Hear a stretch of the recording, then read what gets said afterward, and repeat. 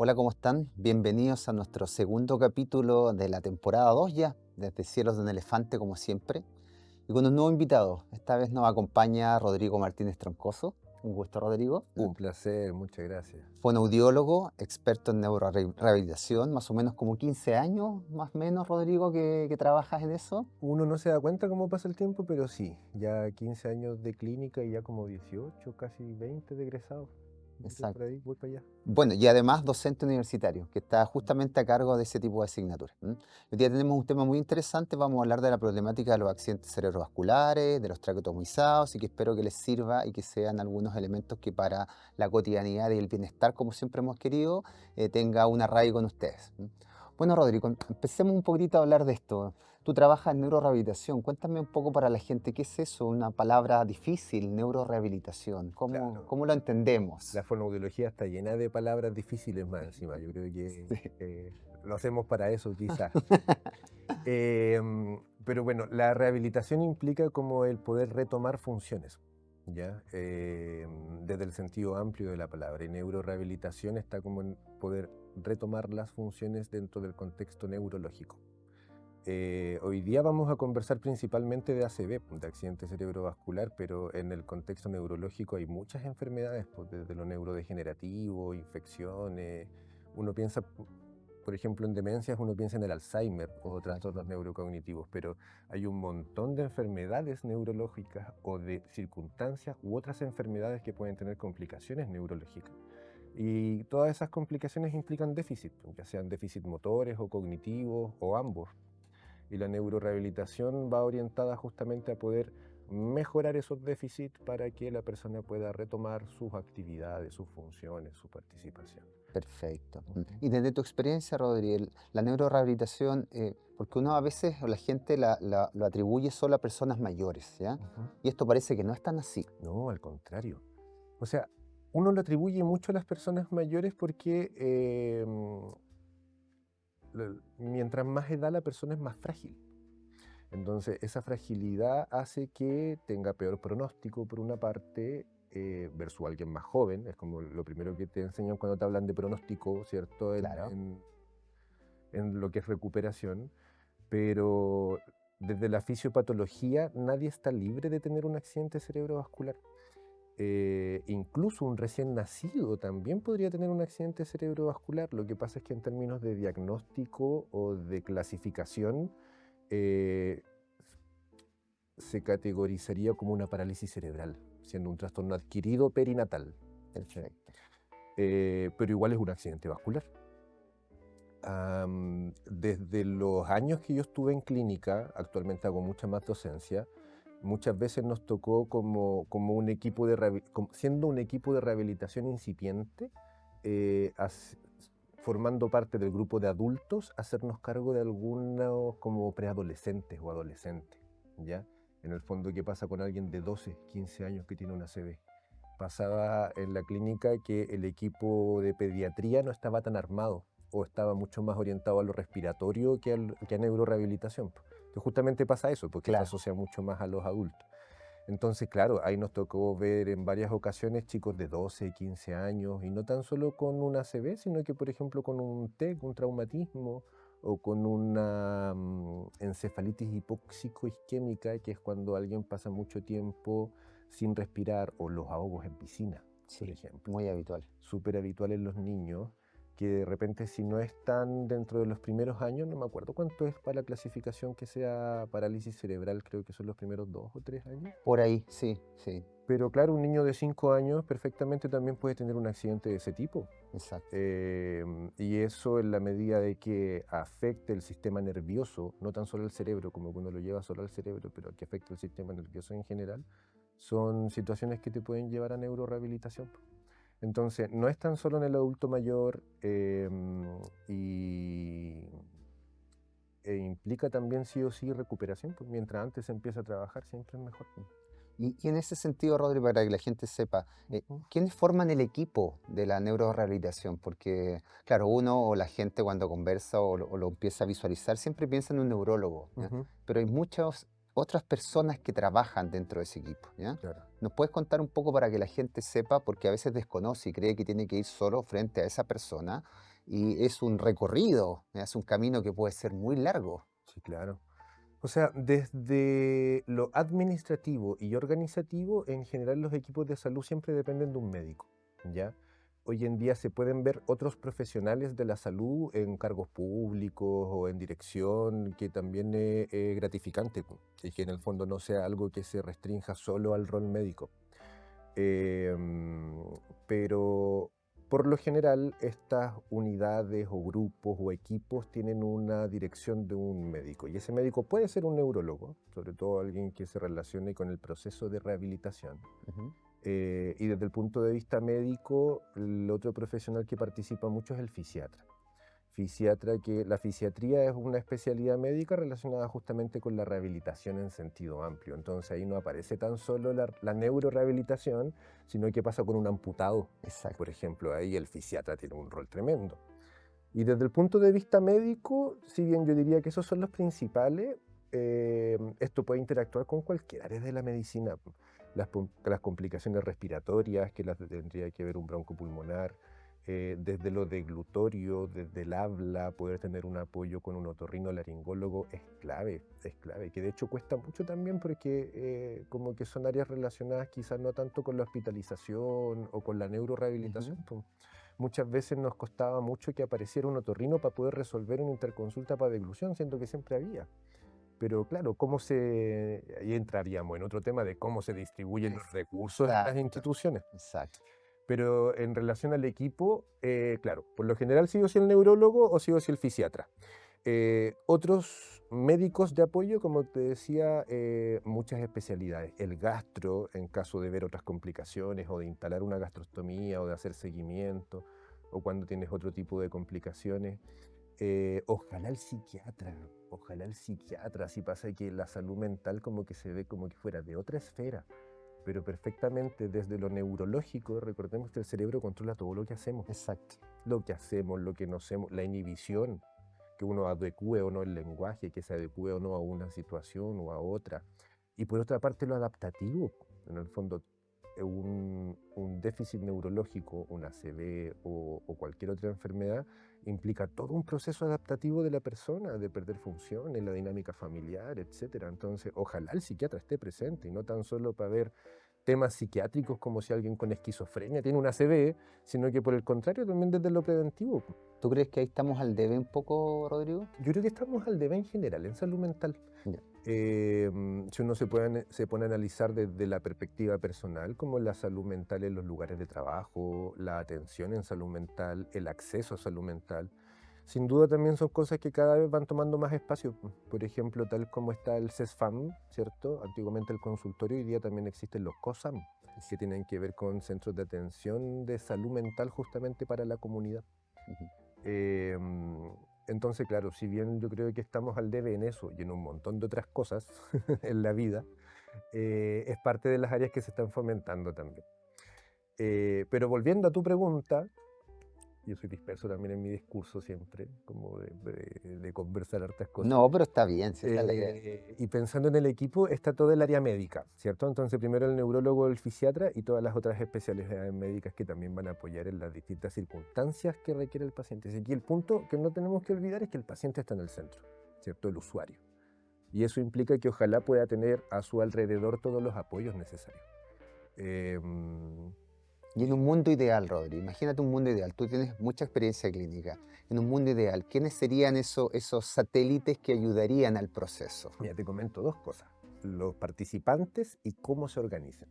Porque en el mundo ideal, y me leíste la mente, justo lo que quería comentar, hay una diferencia entre el trabajo multi, inter y transdisciplinario, ¿ya? Y en todas las clínicas y en todos los hospitales existe el multidisciplinario.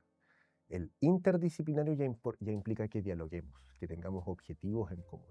Y el transdisciplinario ya es el mundo ideal, en donde ojalá todos conozcamos un poco de la labor del lado y que no tengamos problemas en traspasar esos límites, que esos límites no existan tan justos.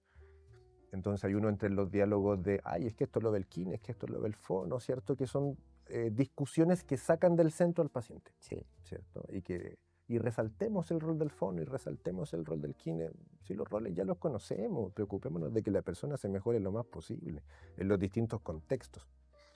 Y eso implica, como, volviendo a la pregunta, el equipo médico que comentamos y desde el resto de los profesionales, kinesiólogo, sí o sí, déficit neurológicos implican sí o sí lo motor, terapia ocupacional orientado también a la integración de lo sensitivo, de lo motor, de lo cognitivo, pero en relación a las funciones. Entonces el terapeuta ocupacional le da sentido a lo que hace el kine y el fono. Claro, uno trata de que se mueva, el otro trata de que hable, y el otro trata de que se mueva y que hable para que compre el pan, para que vaya, para que salga. Exacto. Entonces, uno piensa en equipo de neurorehabilitación, kinefonoteo, ¿cierto? Teo como terapeuta ocupacional. Pero no nos olvidemos de que ojalá la persona esté bien nutrida, nutricionista. No nos olvidemos nuevamente de la salud mental, como hablábamos. Ojalá psicólogo, ojalá neuropsicólogo, que va a implicar también más expertise desde lo neurológico, pero no tan solo como para hacer rehabilitación neuropsicológica en relación a mejorar la memoria o mejorar la atención o mejorar alguna otra función cognitiva, sino que sin olvidar también el rol psicológico, la dinámica familiar, ¿ya? Exacto. Hoy en día yo me he gratificado mucho de ver equipos de salud organizados para la esclerosis lateral amiotrófica, para el ELA. Entonces hay lugares, hay hospitales y clínicas también con equipos cada vez mejor formados e integrados. Integrados de verdad con tiempo para reuniones, de verdad con instancias de tengamos objetivos en común y hagamos el seguimiento de esta persona, y eso es una experiencia que debiésemos poder replicar, ojalá, en todas las áreas. Porque un beneficio para la persona, finalmente, como dices tú. Y sin sacar al paciente del centro, pues la persona, si es la persona la que está sufriendo y quien debiese tener, ojalá, la mejor atención. E incluso, más allá de los profesionales de salud, que no sé si se me esté quedando alguien en el tintero, pero kinefonoteo, nutri, psicólogo, y ojalá también exista, y que existen varios equipos, asistente social. Sí, te iba a comentar eso, que es necesario para recursos, para credenciales de discapacidad, que queremos incluirlo en uno de los podcasts también, para que la gente sepa cómo poder acceder a los beneficios que significan ayudas técnicas y ese tipo de cosas. Porque son cosas que uno va como aprendiendo en el tiempo en la medida que uno está más ahí. Siempre, más allá como de lo teórico, más allá de conocer las guías, uno siempre va aprendiendo del colega, va aprendiendo de quien tiene al lado. Y yo ahí tuve mucha suerte de formarme con los kines, de aprender con los kines, y siempre como de una visión bien de compartir, no de, esto lo hago yo, esto lo haces tú, sino que ojalá lo hagamos juntos y ojalá no tengamos problema al respecto. Entonces también, como decíamos, asistente social, porque claro, como que uno en el tiempo va aprendiendo cómo acceder a las cosas, pero la persona y el profesional indicado justamente es él o ella, es el asistente social. No nos olvidemos de enfermería, no, ahí nos retan. No, por nada del mundo. No podríamos. Y dentro de lo mismo también, cuidadores formales o informales, ¿cierto? Técnicos en enfermería, de la mano de lo mismo. Y ahí ya tendríamos que ver como el caso a caso, si eventualmente necesitáramos de otro profesional. Pero desde el mundo ideal debiésemos poder contar con todo eso. Y no olvidar tampoco a la familia, si bien no es formar parte del equipo de profesionales de la institución, sí o sí forma parte del equipo de personas que participan dentro de esta atención neurológica de la neurorehabilitación. Exacto. Que claro, hoy día lo enmarcamos mucho más en el contexto del ACV, pero esto puede estar con una enfermedad neurodegenerativa, con un trauma, algo psicológico, una amputación en un accidente, como decíamos. Altas quemaduras, hay de todo, hay mucho. Exacto, son muchas las circunstancias que te pueden llevar a tener algún grado de dependencia. Exacto. Claro, como que hoy en día el lenguaje también nos hace hablar menos de discapacidad, más de la limitación en la actividad, que también está bien, pues esa es la gracia de que el lenguaje sea dinámico, pero son muchas las circunstancias que llevan a esas limitaciones. Y en el mundo ideal debiésemos tener, ojalá, la mayor cantidad de apoyo orientado a eso justamente. Exacto.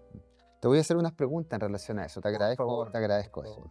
Entremos un poco en el tema más duro que nos vamos a reunir hoy día, Rodrigo.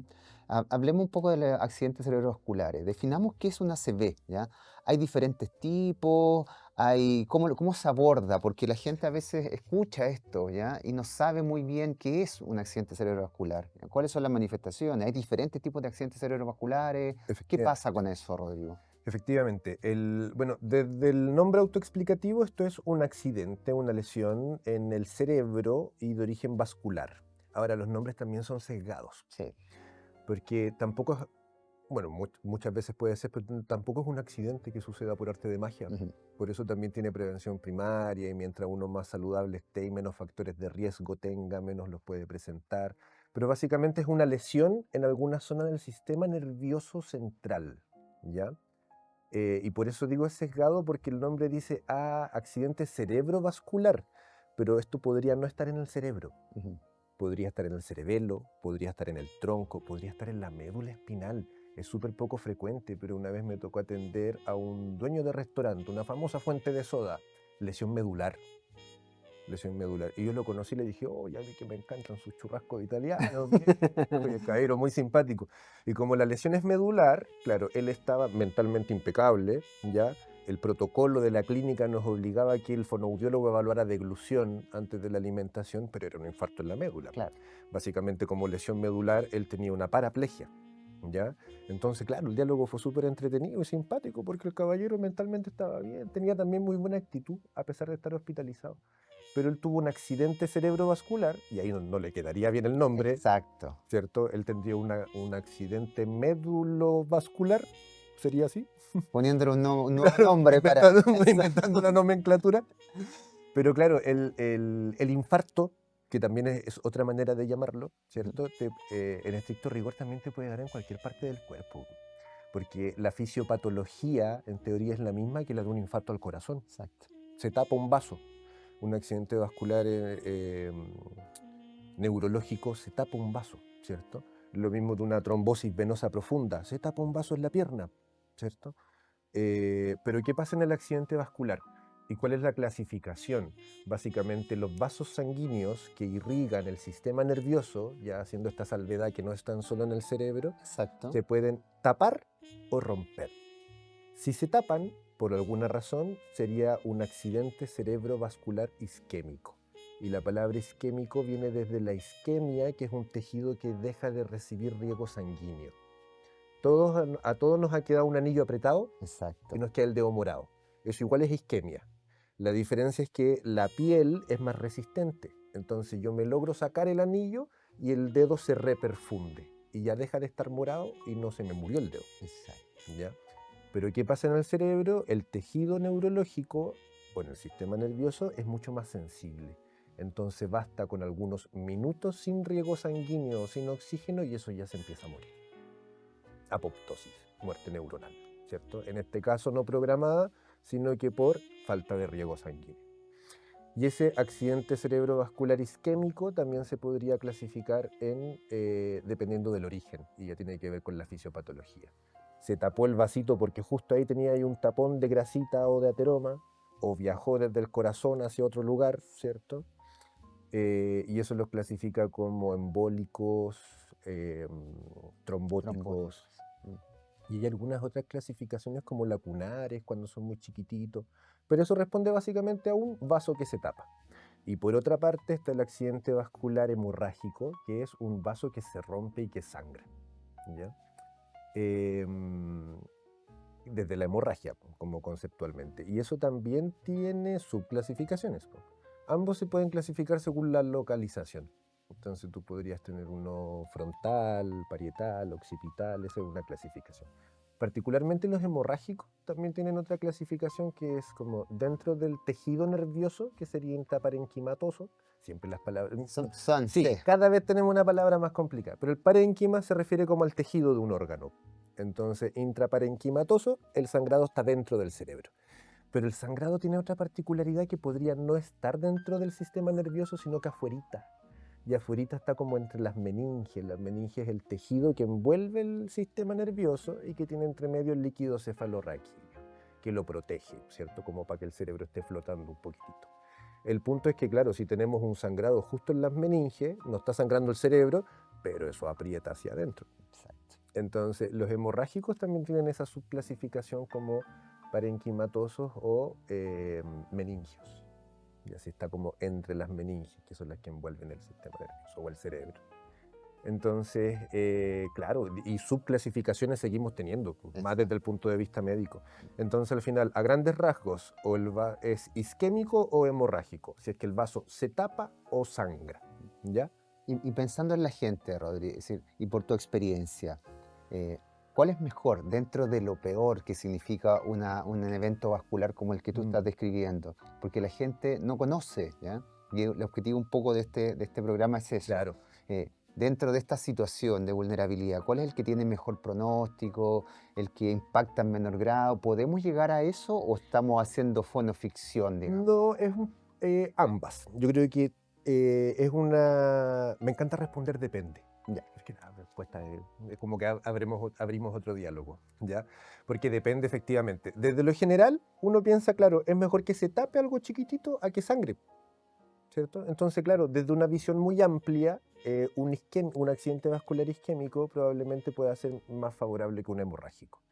¿Pero por qué depende tanto? Porque un isquémico podría agarrar una arteria que llega al cerebro, no una pequeña arteriola. Ujú. Y si es así, podría infartarse, por ejemplo, una arteria que irriga toda la cara lateral del cerebro. Entonces uno se puede encontrar, de hecho, en la clínica como accidente isquémico de la cerebral media completa. ¿Y cómo se traduce eso? Un accidente vascular de este tamaño, casi del tamaño del hemisferio, pero es isquémico. Entonces tampoco es que sea mejor que un No. hemorrágico. Por otra parte, el isquémico tapa un vaso, entonces tenemos una zona que dejó de recibir irrigación. Entonces también es más circunscrito, pues una zona. Lo que está alrededor se le suele llamar zona de penumbra, que es una zona que no está muerta, pero que va a medio morir saltando. ¿Ya? En el fondo recibe menos sangre, pero no tiene necesariamente las neuronas muertas por haber dejado de recibir sangre. Pero por otra parte, el hemorrágico, que uno tiende a pensar que es peor, claro, hay sangrado. Entonces el sangrado sí o sí hay que sacarlo, ojalá, porque si no empieza a hacer presión, con presión. Entonces, desde lo general uno podría pensar que el hemorrágico es peor porque parte de su tratamiento implica cirugía para sacar esa sangre y que deje de comprimir el cerebro hacia adentro, ¿ya? Pero como todo depende, y tal como podríamos tener un isquémico grandote de todo el cerebro, a cualquiera de los dos lados. Yo como que hago el ejemplo acá, no sé, porque claro, uno piensa en las afasias, en el lenguaje, y el lenguaje está lateralizado en este hemisferio izquierdo en la mayoría de los casos. Pero perfectamente uno podría tener una hemorragia chiquitita, una hemorragia cerebral, pero pequeña, que es típico, por ejemplo, de los ACV hipertensivos. La tendencia del ACV hipertensivo, alguien que tiene mucha hipertensión mal controlada, es que tenga microinfartos hemorrágicos, microhemorragias, ¿ya? Claramente es distinto si me pincho el dedo con una aguja o si me corto el dedo. Claro, una hemorragia chiquitita que se controla, o me puede sangrar el dedo eternamente y hasta morir de sangrarme por el corte del dedo. Estoy exagerando, pero podría. No, pero un muy buen ejemplo, es un muy buen ejemplo. Podría quizá. Entonces, básicamente, desde lo general, si es isquémico o hemorrágico, no es ni mejor ni peor, son fisiopatologías distintas. Que uno sea peor que otro implica los déficits que te deje.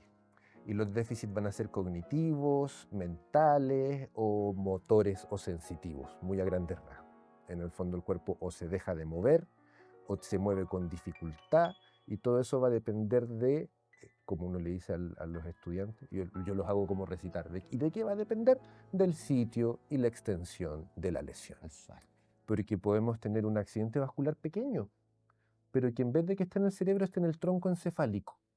Por el tronco encefálico, que es la parte que está justo bajo el cerebro y que es como el camino común que lleva los nervios a todo el resto del cuerpo, pasan todos los nervios, es como que tengáis un montón de carreteras, pero todas tienen que pasar por el peaje. Por el peaje.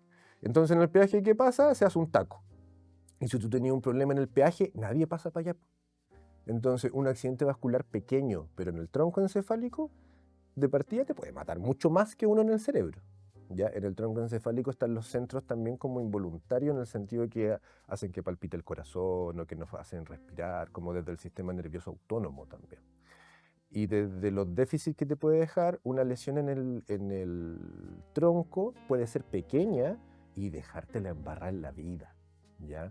De hecho, es bueno el ejemplo porque me hace pensar en el síndrome de enclaustramiento, que se llama así es muy descriptivo su nombre, el síndrome de enclaustramiento. Exacto.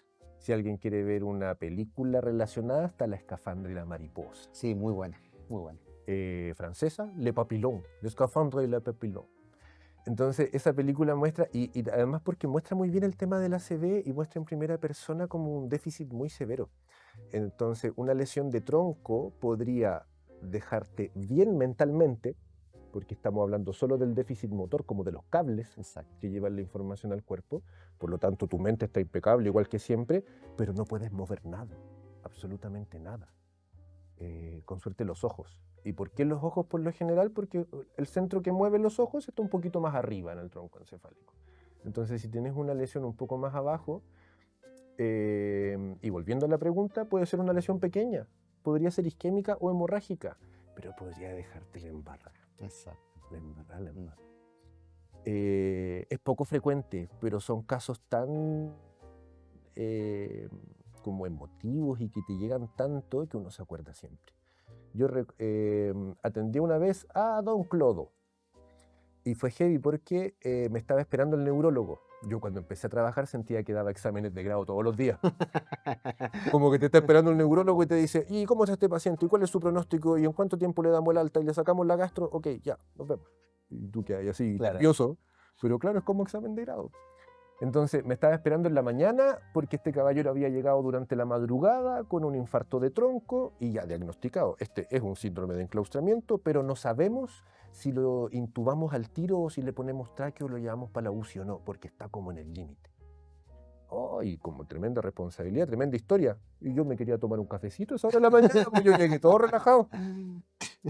Y resulta con este caballero, que lo vimos por muchos años después, que claro, efectivamente no podía mover nada. Entonces tú lo ves así como completamente inmóvil, pero con unos ojos que te expresan todo. Exacto. Te expresan todo desde la emoción, la angustia, la preocupación.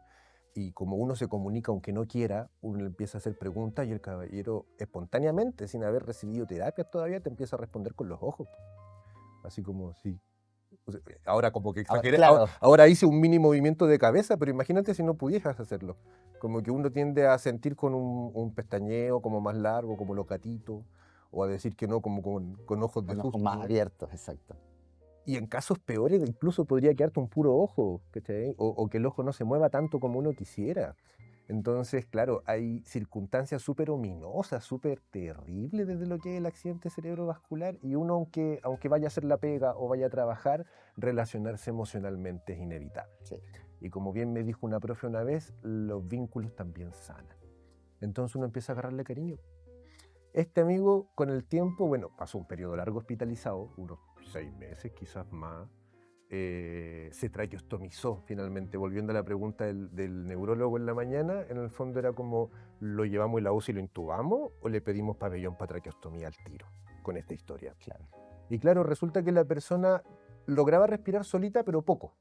¿Cachai? Porque si te paraliza los músculos, uno piensa en las manos, en las piernas, pero uno respira con musculatura, ¿cierto? Entonces tenía una respiración muy superficial. Tragaba también, algo de reflejo le quedaba, pero también poco. Y la tos era malísima. Y uno no piensa tanto en la tos como algo fonoaudiológico, pero la tos es algo que protege. Exacto. Entonces, claro, en el momento se podía salvar. Si pudiésemos haberle dado el beneficio de la duda, lo podríamos haber aguantado, pero claro, probablemente se hubiese ganado una infección respiratoria, ¿cierto?, con el tiempo. Entonces, finalmente se optó por una traqueostomía precoz, que es algo súper poco frecuente porque la gente trata de evitar los elementos invasivos. Sí. Entonces, sorprendentemente, esta persona se hospitalizó, al día siguiente ya estaba traqueostomizado, pero fue súper positivo, nunca se ventiló, nunca fue a la UCI. ¿Ya? Entonces se mantuvo en intermedio, la hija siempre incorporada dentro de la dinámica familiar, de la dinámica de rehabilitación, y hasta después lo logramos decanular porque algo recuperó. Entonces, claro, no es que la persona vaya a recuperar y ande con bastón, pero claro, ¿qué recuperó él? La movilidad de un pulgar.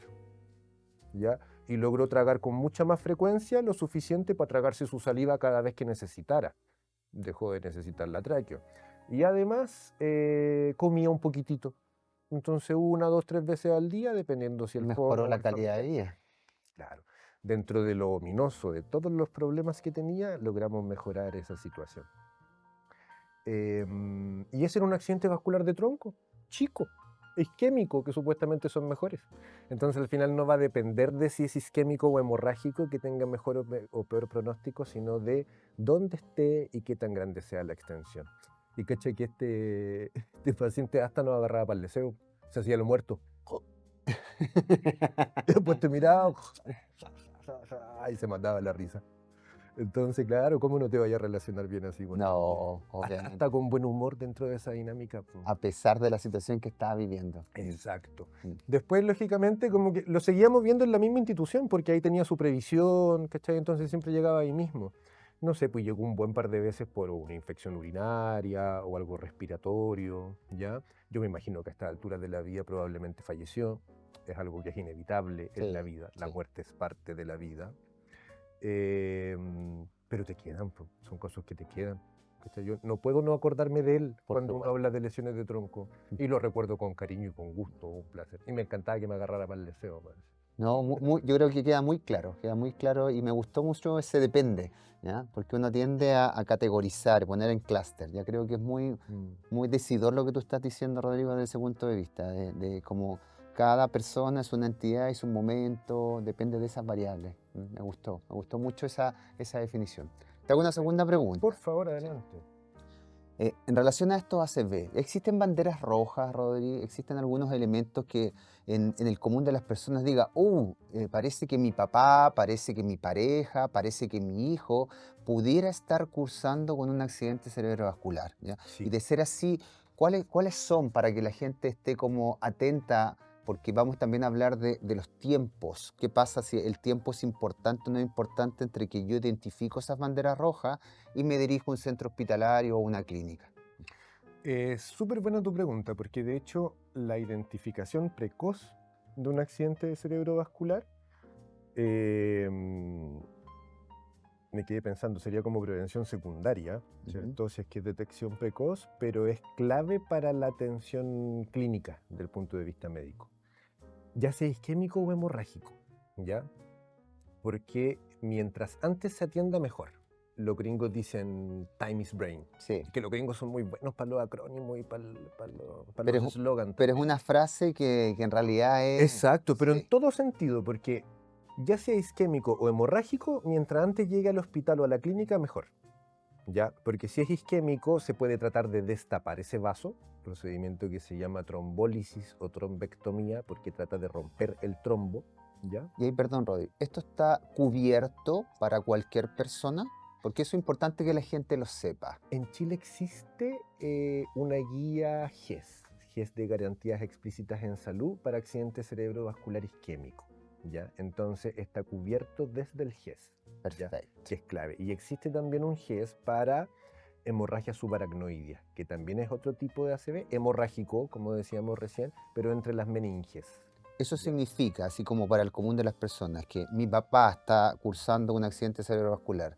Yo no tengo que llevarlo solamente al hospital que me corresponde. ¿Lo puedo llevar a una clínica, por ejemplo? Ley de urgencia. Ley de urgencia, perfecto. Eso es importante que la gente lo sepa. Claro que sí.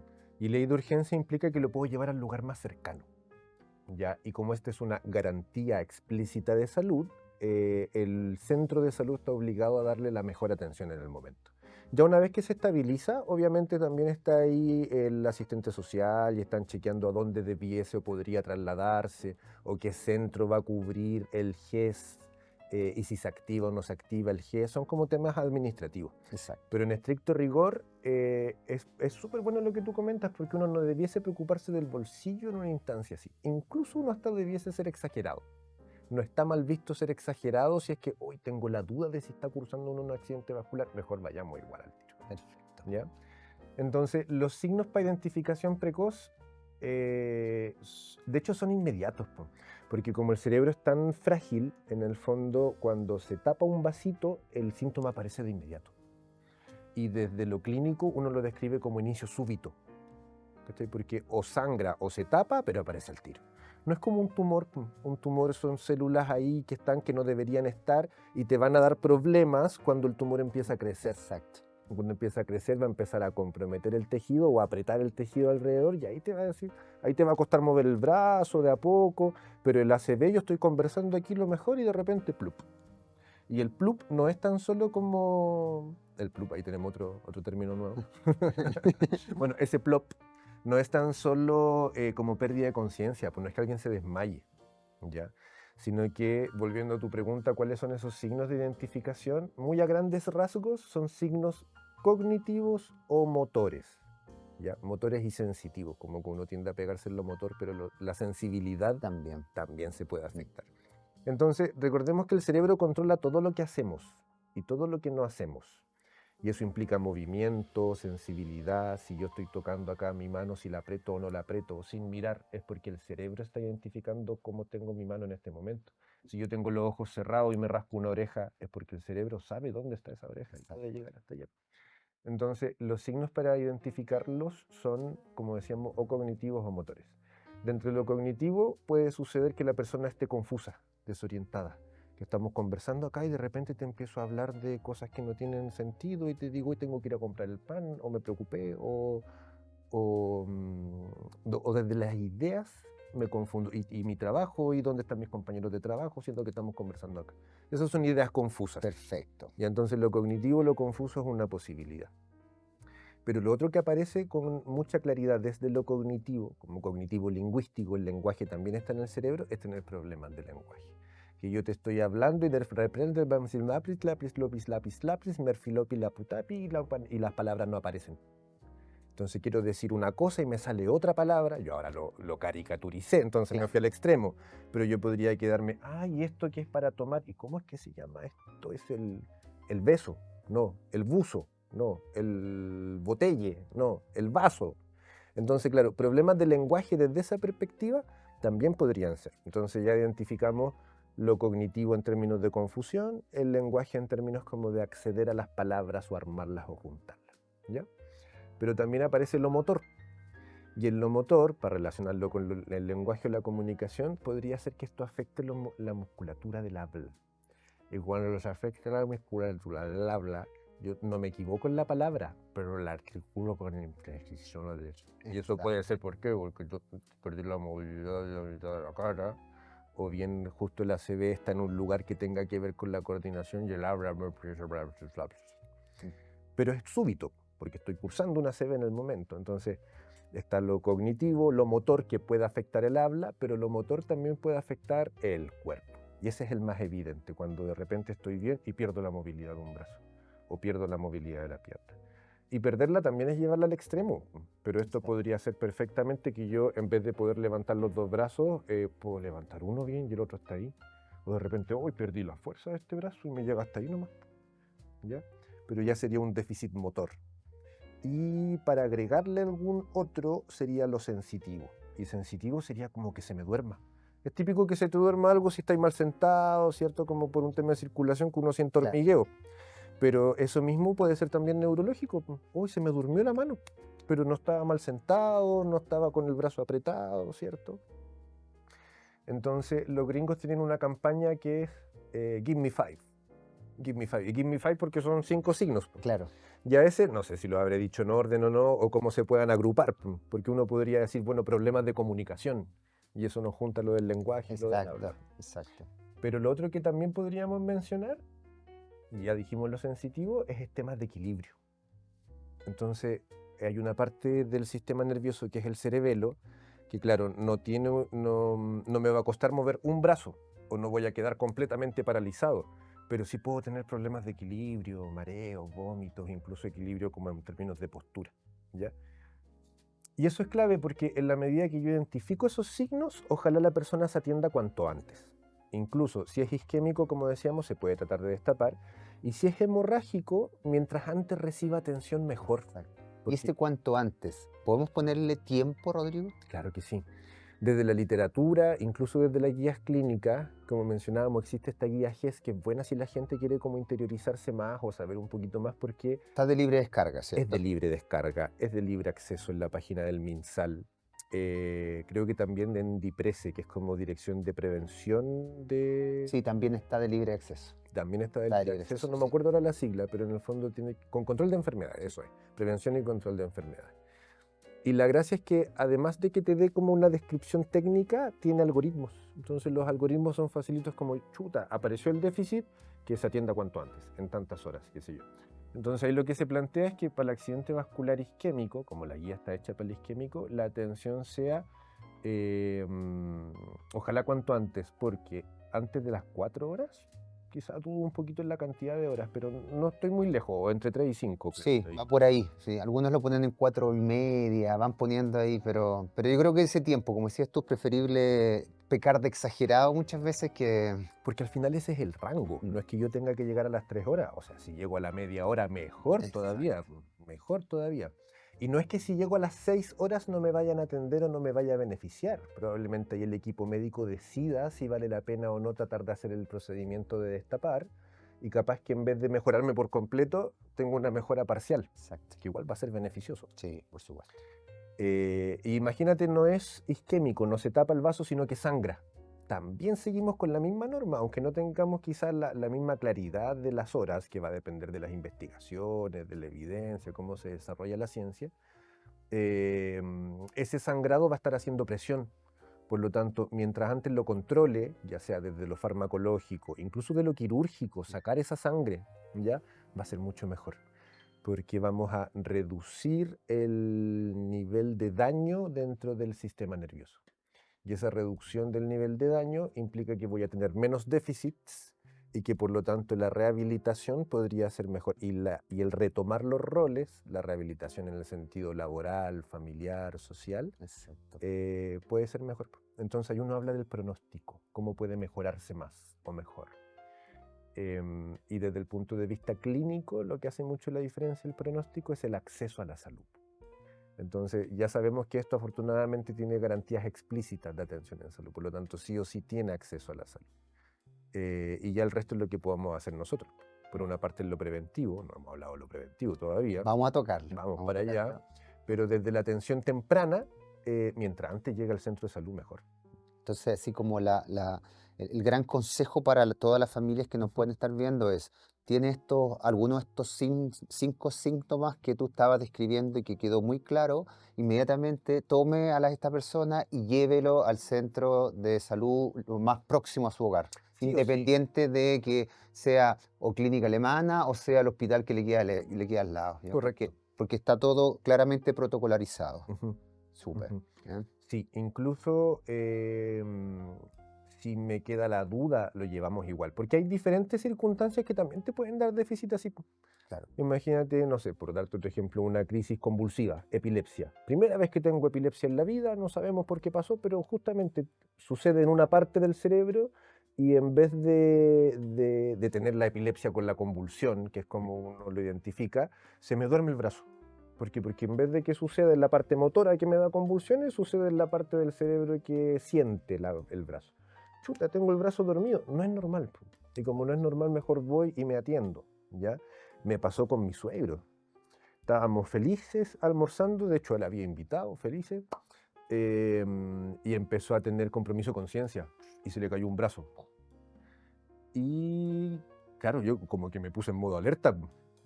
Y en ese modo alerta llamamos a la ambulancia. Y ese es un súper buen ejemplo, porque es natural también pensar en llamar a la ambulancia, ¿cierto? Pero las ambulancias pueden demorarse. Sí. Y como ese tiempo de atención es clave, si bien llamamos a la ambulancia, afortunadamente nos respondieron bien y iban acudiendo, tomamos la decisión de llevarlos nosotros. Yo no había manejado nunca autos automáticos y esa fue mi primera vez. Y con tu suegro, más. Y con mi suegro y en situación crítica. Afortunadamente no fue un accidente vascular, sino que era una bradicardia. Perfecto. Entonces, ¿qué le pasó? El corazón dejó de latir a la velocidad normal y eso redujo el flujo sanguíneo en todo el cuerpo. Y le produjo esta Pero sintomatología. también le redujo el riego sanguíneo en el cerebro y eso hace que quizás no se desmaya, pero en el fondo baja el nivel de conciencia. Empezó a hablar un poco incoherente y esto de que se le cayera el brazo, claro, estaba sentado. Entonces también en ese caso fue como casual porque el otro brazo estaba mejor apoyado. Pero claro, yo en 2 segundos pensé, este caballero algo está acusando, hay que llevárselo. Exacto. Como yo no manejaba automático, despertó un par de veces en el camino. Yo buscaba el embrague y pisaba el freno, pero creo que le puede haber ayudado. Entonces, claro, aunque uno tenga la duda o aunque no sea esa circunstancia, está súper bien ser atendido a tiempo. Está súper bien ser atendido a tiempo. Y eso le valió, aunque la dificultad no era neurológica, por suerte, pero también la atención temprana y sacándolo de lo neurológico es favorable para cualquier evento vital. Exacto, exacto. Para cualquier evento vital. En el fondo esto tenía un origen cardiológico, pero el haber sido atendido a tiempo también hizo la diferencia, pues, Claro, porque puedes haber evitado a lo mejor un un infarto. infarto, un paro, Exacto. claro, y sería otra la historia, pues, y otra la atención, y claro, ahí pensamos como en todas las posibilidades que puedan suceder. Entonces, claro, ¿qué pasa con la gente en la casa? Está súper bien llamar a la ambulancia, po, y ojalá la ambulancia ande por ahí cerca y llegue en el momento y con velocidad, y va a ser lo mejor, que llegue con la sirena y que llegue directo a urgencia. Pero si no, no perder tiempo en tomar el vehículo, en llamar un taxi, Cualquier mecanismo. cualquier mecanismo, porque mientras antes se produzca la atención, y es bueno ese ejemplo porque no, si bien estamos hablando de la CB, esto es transversal para las situaciones críticas de Sí, salud. sí, Mientras antes se atienda mucho mejor. perfecto. No, creo que queda muy claro, ¿ya? Mm. Ojalá eso es un gran mensaje de este podcast en particular, lo que decía Rodrigo, del tiempo es cerebro en realidad, Sí, mientras no me más la voy a rápido atribuir. No, claro, Idea de los es de gringos. los gringos, No, queda pero perfecto. muy, muy buen eslogan. Mm. Vamos con otra pregunta. En relación a esto mismo, a este accidente cerebrovascular, ¿ya? ¿Cómo impacta un accidente cerebrovascular? Ya sé ese depende que tú me dijiste, Ujú. Rodrigo, en la calidad de vida de las personas, en su rol familiar, en su rol laboral, en su rol social, en su vida cotidiana, en su independencia o en su bienestar, pensando un poco el nombre del podcast, ¿ya? Ujú. De acuerdo a, a lo que has visto. ¿Cómo se modifica la vida de una persona ante una situación de esta condición? Está súper bien el nombre del podcast. Me cuesta esa palabra. Ahora, como fonoaudiólogo es como un karma. Tú nos trajiste palabras difíciles, nosotros te pusimos una difícil también. Podcast, el podcast. Porque el bienestar es un concepto clave, como que uno se queda pegado en trabajar el déficit, que pueda hablar, que pueda comer, pero en el fondo, ¿por qué y para qué? Ujú. ¿Cierto? ¿Por qué y para qué lo estamos haciendo? Y el por qué y para qué tiene que ver con el bienestar de esa persona. Y eso también va de la mano del bienestar personal, pues, porque nos lleva a reflexionar sobre ese bienestar personal. Sobre todo en salud, yo creo que pasa mucho que uno tiene que estar bien como para poder atender bien. Ujú. Y a todos nos pasa que podemos ir con problemas y que se nos hace más difícil el trabajo, pero si uno lo piensa incluso como energéticamente, como que a todos les estás dejando algo. Exacto. A todos les estás dejando algo. Entonces, aludiendo al nombre del podcast, me salió bien ahí, eh, es importante preocuparse del bienestar en general. Pues uno se queda pegado en la pega, en el estrés, en lo social, en rendir, en la nota, en las platas, ¿cierto? Dependiendo del rol de cada uno. Pero el bienestar es un sentido muy amplio Sí, y implica que ojalá la persona pueda estar bien con lo que tiene. Si no estamos bien con lo que tenemos, no lo vamos a estar con lo que no tenemos. exacto. Entonces, claro, podemos acordarnos de esta misma persona con el síndrome de enclaustramiento y que igual lograba disfrutar, po, igual se reía. Entonces, desde su perspectiva y con todos sus déficits, lograba tener algo de bienestar, po, ¿ya? Eh, y ese es un caso muy complejo y muy severo, po, desde la rehabilitación y de todos los déficits. Pero llevémoslo a otro caso mucho más leve. Entonces, el accidente cerebrovascular quizás no es este de tronco que mencionábamos, sino que es pequeñito, y me afecta solo la movilidad de un brazo, nada más. Pero esa movilidad del brazo quizás es súper clave si yo soy artesano. O esgrimista, o Eh, lo que sea. Exacto. claro, entonces va a depender nuevamente de los roles que tenga la persona, de su ocupación, de su hobby y de cuánto esto pueda afectarle o no a su bienestar. Entonces, claro, uno podría llevarlo a este otro ejemplo, la contraparte de algo mucho más leve. Sabéis que ni siquiera el movimiento me quedó la mano media dormida nomás. Pero claro, si yo soy orfebre, esa mano dormida me va a causar problemas. Pues me Exacto. voy a tener problemas incluso para el sustento, ¿ya? Em, pero quizás yo no tengo drama desde lo laboral. Trabajo en un call center o hago clases, por lo tanto, si tengo la mano dormida, puedo ser docente, ¿ya? Pero claro, capaz que en lo personal, perder la sensibilidad me causa mucho conflicto en lo emocional, po, Ujú. y me quedo pegado en el déficit y qué triste y el mundo está en contra mía, ¿ya? Entonces, claro, tenemos factores de personalidad, y de cada uno que nos pueden hacer tener más resiliencia o más o afectación emocional ante Mm. una circunstancia como esta. Y desde lo biomédico, Rodrigo, perdón que te cambie ahí, ¿Mm? ¿qué es lo que más, cuáles son los mayores déficits, así mirándolo, solo en términos numéricos, que te deja la CB? ¿Mm? Uy, me pillaste como en términos de incidencia. Pero ¿son más déficits motores, son más déficits lingüísticos? ¿Qué es Motor y cognitivo es lo que prima. lo que prima? Motor y cognitivo es lo que Pensando en prima. tu experiencia, ¿qué fue lo que tú te encontraste? Si tuviera que hacer como una especie de racón de todo lo que fue mi vida, pareciera que la primacía de los daños fueron por este lado. Sí, mira, ¿Qué? voy a hablar desde la experiencia, porque como te digo, no tengo la información como estadística, pero que Ujú. debe estar, sí o sí, y me voy con tarea para la casa, ¿cierto? Quede al debe, profesor, perdón. Omito esa respuesta. Pero desde lo clínico lo que uno mucho más ve es motor, porque lo motor además tiene más representaciones en el cerebro.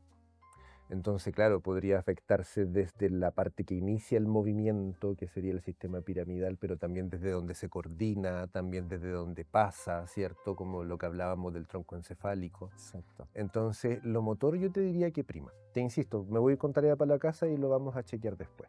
Pero por otra parte, lo cognitivo también es bien amplio dentro del cerebro, entonces es difícil decirte como cuál será más. Yo me imagino que es un poco más lo motor, como te digo, porque tiene más zonas en distintos lugares. Pero lo cognitivo, que se aloja en prácticamente todo el cerebro, Exacto. ¿ya?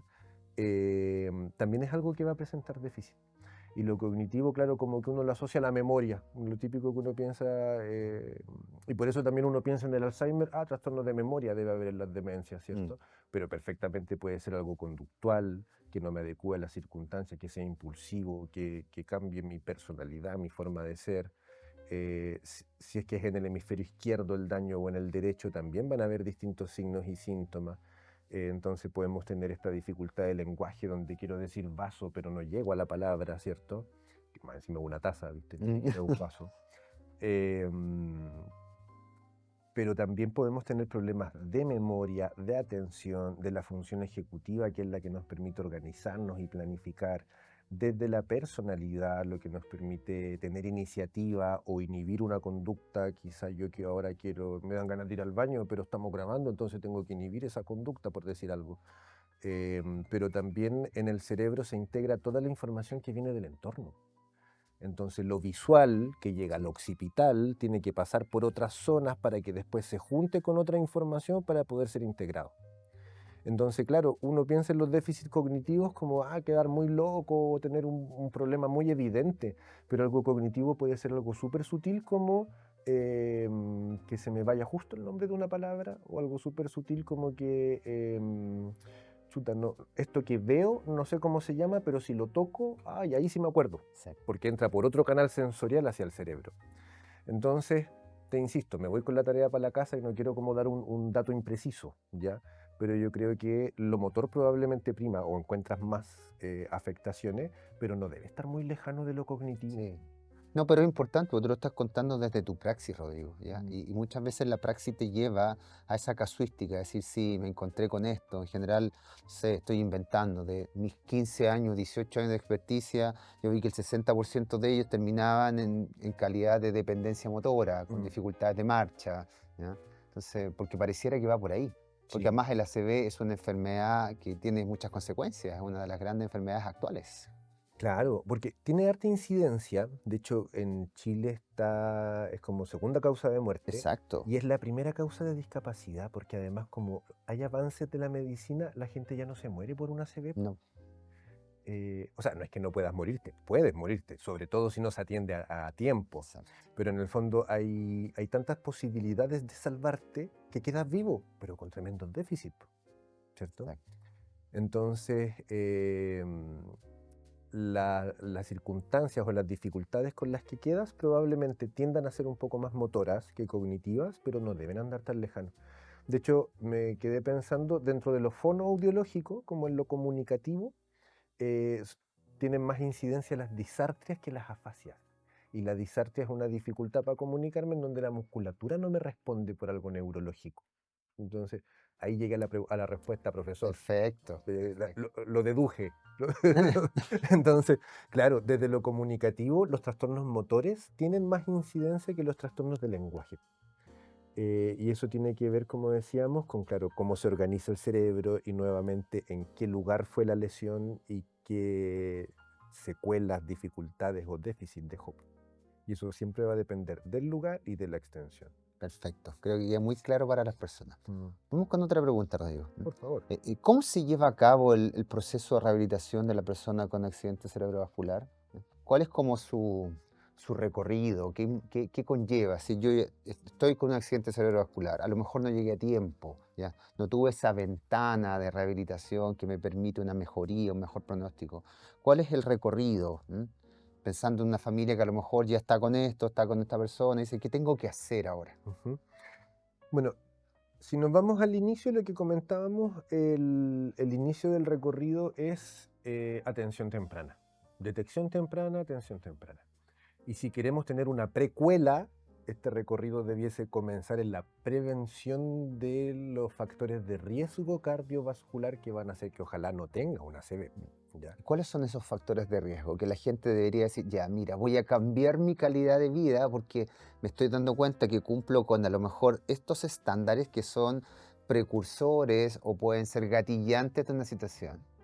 Mira, me río porque lo he conversado mucho últimamente con mis amigos, como desde el cuidémonos más, viejos, seamos más saludables, porque todos sabemos lo que tenemos que hacer, Sí. pero uno hace vista gorda, comer siempre es rico, ¿cierto? Tomarse una cervecita. Los vicios son siempre placenteros. Sí.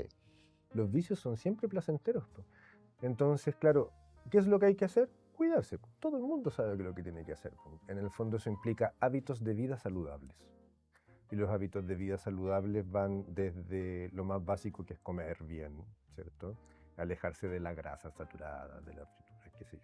Y ahí uno va como, claro, tampoco me voy a negar todo. No. En el fondo lo importante es cómo controlar los vicios o las cosas que sabemos que no nos hacen tan bien, ¿cierto? Pero básicamente esto implica evitar el sedentarismo, tener actividad física, alimentación saludable, buen descanso, alejarnos del estrés, buenas relaciones familiares, sociales. Y vuelvo a lo primero, todos sabemos lo que tenemos que hacer para estar bien, Sí. pero no es tan fácil hacerlo. Claro. Entonces, Es un discurso en lo público y un discurso en lo privado. claro, claro que sí. Pero desde esa perspectiva, claro, podemos tener algo previo, como en la prevención primaria. Ojalá no tengamos un infarto. Y como decíamos, la fisiopatología es muy similar, pues en el fondo cambia el lugar, pero los mismos factores de riesgo cardiovascular para tener un infarto en el corazón son los factores de riesgo cerebrovasculares. Hablemos de obesidad, hablemos de cigarrillo, hablemos de vida sedentaria, como decías tú. En términos de diagnóstico es como hipertensión, obesidad, diabetes, como de antecedentes médicos, ¿ya? Y en términos de estilo de vida saludable, claro, evitar consumos de alcohol, o sea, uno se va al alcohol, pero en el fondo evitar consumos de drogas en exceso. En el ¿cierto? amplio sentido. Claro, en el amplio sentido, porque uno, y si habla de drogas, debiésemos hablar también de azúcar refinada, de café, ¿cierto? De drogas más aceptadas socialmente, Exacto. pero que al fin y al cabo igual te producen un efecto psicoactivo, que es lo que hacen las drogas, y que te producen dependencia. Claro. Entonces, claro, bien en el sentido amplio, siendo bien explícito, claro, más allá de evitar consumos de marihuana, o de cocaína, o de drogas más socialmente menos aceptadas, en el fondo lo importante es cuidarse desde toda perspectiva. Si me tomo 15 cafés al día, ¿cómo no voy a andar hipertenso, tiritón, Exacto. sudoroso, deshidratado? Obvio que sí, hasta el riñón me va a fallar, Exacto. ¿cierto? Entonces, claro, eso no va de la mano de algo saludable. Todos los excesos son malos. Hasta el exceso de agua puede ser malo. Sí, sí. Y ahí vamos a... Yo últimamente he reflexionado mucho sobre el concepto de equilibrio, como el equilibrio en la vida, ¿cierto? Es difícil, uno tiende como a irse a los extremos, o el mismo estrés, las exigencias sociales, qué sé yo. Pero desde la prevención, claro, hábitos de vida saludables. Y eso implica deporte, buena alimentación, buen dormir, etc. Rodri, hay un tema importante. Hay varios problemas de deglución asociados a accidentes cerebrovasculares. ¿Con qué nos podemos encontrar ahí? Porque después te voy a hacer que hablemos un poquito de un tema que tú anticipaste, que eran las personas traqueotomizadas. ¿Qué Mm. pasa con la deglución o las afectaciones de deglución producto de los accidentes cerebrovasculares? Mira, te respondo, pero no quiero dejar pendiente la respuesta anterior, Sí, por supuesto. porque nuestra conversación es divergente. Sí. Nosotros. Em, si alguien ya tiene un accidente cerebrovascular, los déficits pueden ser varios, y tal como el tiempo es cerebro, ¿cierto? Decíamos, en términos de una atención temprana para poder, desde lo clínico, médico, para destapar o para controlar el sangrado, ¿cierto? Pero para atender el ACV, también el tiempo es cerebro para la neurorehabilitación. Entonces eso implica que mientras antes empecemos a trabajar, mejor, ¿ya? Cuando uno se va a la evidencia o a la literatura, fíjate que esa recomendación que uno dice, pero es evidente, ¿cómo no? No tiene tanta evidencia. Mm. ¿Por qué? Porque ¿qué tendríamos que hacer para comprobar eso? Tener un grupo de personas a quienes no le demos rehabilitación temprana, a tener a otros que atendamos desde el día 1 y después comparar los resultados. Y eso es hasta No, éticamente no es sostenible. correcto. Entonces, decir que algo tiene menos evidencia no quiere decir que necesariamente no sea lo más adecuado a hacer, etc.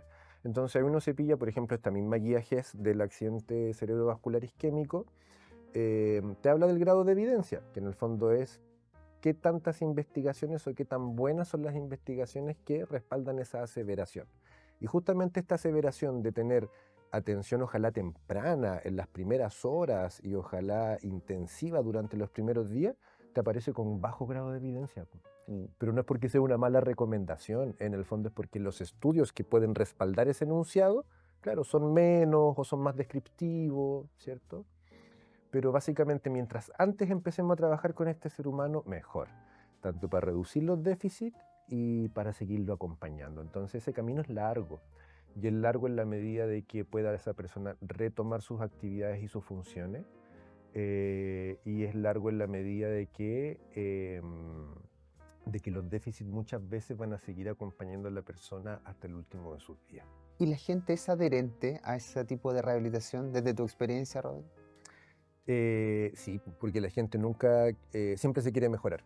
Y como estos déficits ya son tan evidentes, la gente, claro, quiere seguirse mejorando, sí o sí, en el fondo. Y ahí tenemos un problema con el pronóstico y la autopercepción. En el fondo, yo quiero volver a mover mi brazo, a pesar de que ya llevo 3 años del accidente cerebrovascular. Y ahí hay que hacer este equilibrio nuevamente entre la expectativa y la realidad, pero también hay que darle el beneficio de la duda, porque el cerebro y los pacientes no se leen los libros, ¿cierto? Sí. Entonces, puede seguir habiendo recuperación. Hace poco tiempo atrás, atendí a una abuelita de 94 años que llegó a tener 3 accidentes vasculares. Yo la conocí en el primero, y después cursó otro, y después cursó otro, y no dejaba de mejorar la viejita, fíjate. Llegaba a ser ternura. Pero claro, en un entorno súper beneficioso, con buenos recursos, con atención temprana, con cuidadores, qué sé yo, pero en el fondo cada vez tenía más déficits, pero sorprendía su recuperación a pesar de los déficits. El último ACV debería haberla dejado hemipléjica, pero ella lograba mover su manito, hacía sus cosas, ya no conversaba como en el inicio, Claro. pero en el fondo el cerebro no sabe que no se tiene que seguir recuperando o que no se puede seguir recuperando. Entonces, claro, a pesar de que el pronóstico puede ir disminuyendo en el tiempo, ese camino de rehabilitación es largo, puede llegar hasta la muerte, hasta el final de los días, seguir con los déficits. Y ahí tiene que ver también la atención de salud mental en relación a lo que hablábamos hace un rato, la adaptación a esta nueva condición.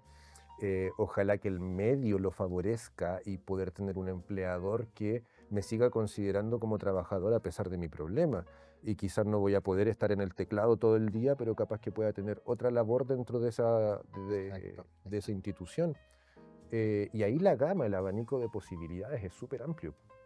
Es súper amplio, pero básicamente ese camino de rehabilitación sí o sí es largo. Un amigo alguna vez me dijo, el camino es largo, tortuoso, pero espantosamente claro. Espantosamente claro, porque tú sabes lo que hay que hacer. Exacto. En el fondo, esto no mejora con fármacos. O sea, sí en la fase aguda, cuando queremos reducir el daño, pero en el fondo, retomar esa función cognitiva, poder volver a decir las palabras fácilmente, volver a mover este brazo como lo movía antes o lo mejor posible, implica solo ejercicio, rehabilitación. Buena disposición, rehabilitación, y ahí también volvemos a lo previo. En el fondo, poder tener buen pronóstico implica que el cuerpo ya esté saludable. Exacto. Si yo quiero apelar a la neuroplasticidad, y ahí estamos buenos para los conceptos raros hoy día, pero la neuroplasticidad es en el fondo que el sistema nervioso se pueda adaptar a este déficit. Entonces, claro, se me murió este pedacito del cerebro, no voy a poder mover nunca este brazo. Entonces ahí la neuroplasticidad es la que hace que otras zonas cercanas a esa zona que se murió empiece a cumplir de nuevo la función. O que la otra parte del cerebro empiece a hacer conexiones hacia el mismo brazo. E incluso nervios que se cortan. Uno se sorprendería. Alguna vez conocí a una chica que tuvo un accidente en bici, ¡pup!, se pegó en el hombro y quedó con este brazo pléjico. No es una ACV, es una lesión periférica del plexo nervioso. Y claro, si se corta un nervio, ¿se recupera? Uno esperaría que no, y lo que te dicen, lo que te decían antiguamente era que no, pero también hay fenómenos de reinervación. Y también en el fondo las celulitas tratan de salvarse y el cuerpo trata de salvarse. Exacto, exacto. El cuerpo es más sabio que uno, ¿cierto? Entonces el cuerpo trata de recuperarse y eso implica, y esa chica justamente, ella afortunadamente logró tener una recuperación, pero claro, en situaciones donde a alguien le sacan un tumor, por ejemplo, y te tienen que cortar algún nervio y uno queda con una parálisis facial, la recuperación es más difícil porque en el fondo es un nervio que se cortó, no es una zona que puede como suplirse por alguna otra cercana, pero siempre existe esa posibilidad, Sí, porque el futuro es incierto, entonces uno no puede tampoco ser tan tajante para decirle a la persona no se va a recuperar o va a llegar hasta acá nomás. Mm. Y eso también es bonito, como no perder la fe, Sí, sí, por tener ese equilibrio entre no dar falsas expectativas, pero poder también trabajar con la persona hacia lo que la persona espera o busca, y ahí tratar de buscar ese equilibrio, ¿ya? Y llegar ojalá lo más lejos posible. Por supuesto, que es el fin último. Claro. El fin último, lo que hablábamos de calidad de vida. Y retomando, volviendo, te retomo, ¿qué pasa con los problemas de glutorio, Rodri, en los Cierto, ACV? sabía que se me había ido una pregunta. Lo deglutorio, la manera de tragar, puede afectarse tanto por lo motor como por lo sensitivo. Si pensamos en lo motor, uno tiene que mover la boca para saborear, para preparar la comida, y hay un momento en que hay reflejos, pues cuando uno traga la saliva, que se ve la manzanita, cuando se mueve, ¿cierto?, el tiroides, como todo reflejo, tiene también una fase que es sensitiva y motora. Yo siempre en las clases digo el ejemplo del reflejo de, hoy me salió el tiro, del Chavo del Ocho, ¿cierto? El reflejo patelar. El Chavo del Ocho le pegaban aquí y movía la otra, Sí, ¿cierto? claro. Pero en el fondo, si hacemos un reflejo aquí, esto implica que este estímulo de pegarme en este tendón llega hasta la médula, que sería lo sensitivo, pero después para que el pie se mueva viene otro nervio que tiene que contraer estos músculos para que el pie haga así. Entonces, en términos de reflejos, también se puede afectar ese reflejo deglutorio. Y si nos vamos a términos más amplios, para no quedarnos pegados solamente acá, si tengo una dificultad motora que me afecta también en lo respiratorio, yo podría tener descoordinaciones entre la respiración y la deglución. Y si nos vamos a un sentido más amplio aún de la alimentación y la autonomía, chuta, ¿cómo voy a comer solo si no muevo el brazo que movía? ¿Cierto? Entonces ahí abarcamos conceptos más amplios como el de la autonomía también. Entonces, los problemas deglutorios en particular son los más riesgosos desde lo fonoaudiológico porque pueden ir de la mano de infecciones respiratorias. Cuando a mí me lo enseñaron en la universidad, yo creo que en ese entonces también había un estilo un poco más de asustar. Sí. Entonces te decían así como, no, y la persona se puede morir por la neumonía aspirativa. Puede suceder, sin duda puede suceder, pero por lo general eso implica un compromiso en la condición de salud, ¿ya?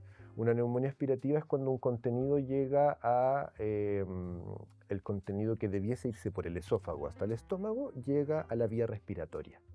Todos nos hemos atorado alguna vez, cuando uno se trapica, Claro. o bien el alimento se va por el camino viejo. Como decían los abuelitos. Mi abuelita todavía lo dice. Y ese camino viejo es la vía aérea. Y la tos que aparece, el atorarse, es la medida de protección para tratar de sacar ese contenido.